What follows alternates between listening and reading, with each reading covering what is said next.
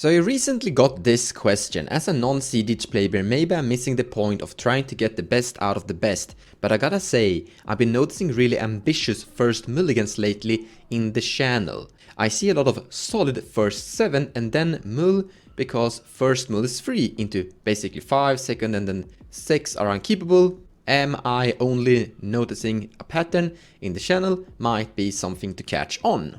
So it is absolutely true that on this channel we are mulliganing quite aggressively. And the reason is actually quite simple. cEDH is just a really fast game, where you usually just play 1 to 3 turns in a single game. The cards you have in your opening hand might literally be it. It's very common that game ends somewhere in the turn cycle of turn 2 or turn 3. And because of turn order, you might be last in turn order, you might need to catch up. So when someone is playing their turn 3, you might still be on turn 2, where the game might be ending before your turn 3. So your opening hand just have to be really good. It can't just be, yeah, you can keep that. No, it has to be really good. You see, multiplayer free-for-all formats, you have 3 opponents in cEDH, or Commander that is. And the chance of one of them drawing a bonkers hand, a really explosive great hand, is higher than you drawing a big bonkers explosive strong powerful hand.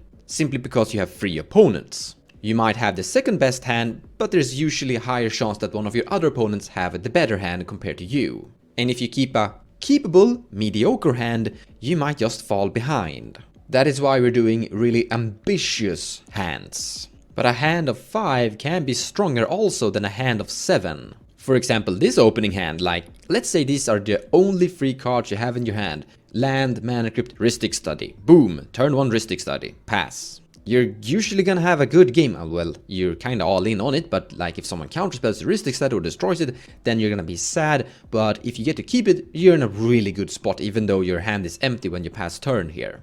And the thing is that there's just a high likelihood that one of your opponents have a similar powerful opener that is going to take over the game, so you want to have an equal or hopefully equal strong opener so you're able to catch up to that opponent. You see, there are games that sometimes become a 1v1 versus 2 players where 2 players just have an extraordinary strong opener and the other 2 just don't.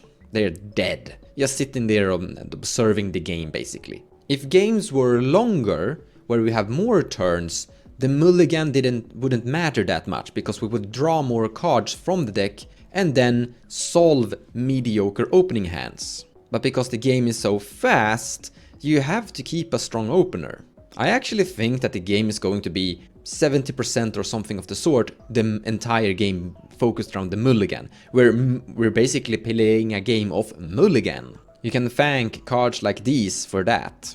But it depends a lot on the commander too. Let's say we're playing Animar, and we have this opener. It looks kinda good, right? We have a lot of mana on this hand. But what are we going to do with this? We can get Animar into play quite early in the game, but then what? But if we just do this, change it to Tymna Thrasius, then you can absolutely keep a hand like this. Because this hand, once again, is producing a lot of mana and the commanders can solve the problem of the card draw here for you. This is also a good way to showcase stronger commanders, because when you're mulliganing, the better chance your deck is able to perform a good opener, the better that deck basically. And commanders that don't have to have really much from their opener are better. They have an easier chance of getting a good opener. And I actually think a future of cEDH might be to make sure that you're always getting great openers every single game you enter. And the chance of whenever you take a new mulligan,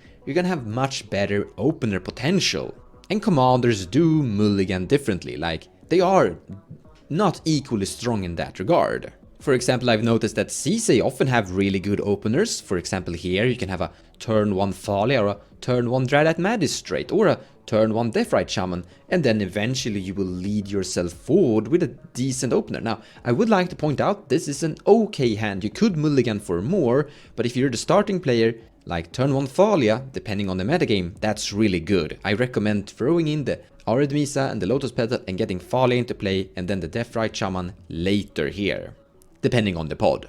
But a commander like Arden and Rograk could struggle here because, well, this is a good opener in general, but compared to cEDH could eventually get to activate and draw cards, so to say, while Arden and Rograk wouldn't. But if we just change one card into this Skull Clamp, then this is an amazing hand. Suddenly the hand become explosive, like really good. Because now you have card draw from Skull Clamp and interaction by sending Skull Clamp at your opponents a little bit here and there's creatures, like you're gonna eat mana dorks for breakfast. Another word to mention still regarding on the topic of mulligan are these cards, the Simian Spirit Guide, Elvish Spirit Guide and Lotus Petal.